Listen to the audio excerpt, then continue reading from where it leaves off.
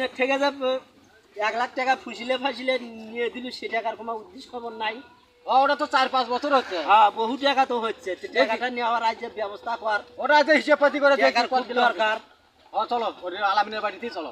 ফুসিলে ফাসিলে নিয়ে দেওয়ার সময় খুব একেবারে নিয়ে দেশ আর আদায় করা আর ওর লাভ আসলে একবারে নিমো।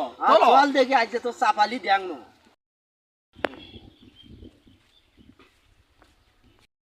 টাকা আজকে কিন্তু নেওয়ানি না জোয়ার থেকে। আসসালামু আলাইকুম। ওয়ালাইকুম আসসালাম। হাজি সাহেব কেমন আছেন? ভালো আছি। কোথায় যাওয়া হচ্ছে? আর চা খাবার যাবো বাজার। চা খাবার যাবা? হ্যাঁ। টাকা নেওয়ার কথা শুনলাম, কার থেকে এখন কি সমাধান? না ওই মাতবার সাহেব সুদের টাকা ভাই আলামিনের থেকে।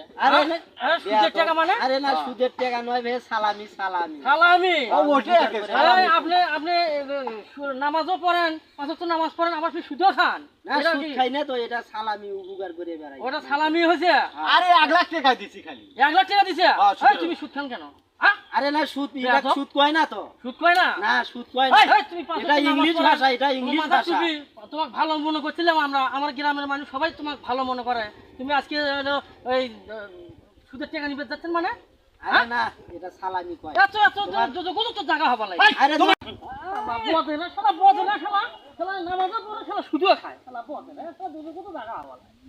ছি ছি ছি ছি ছি ছি ছি ছি ছি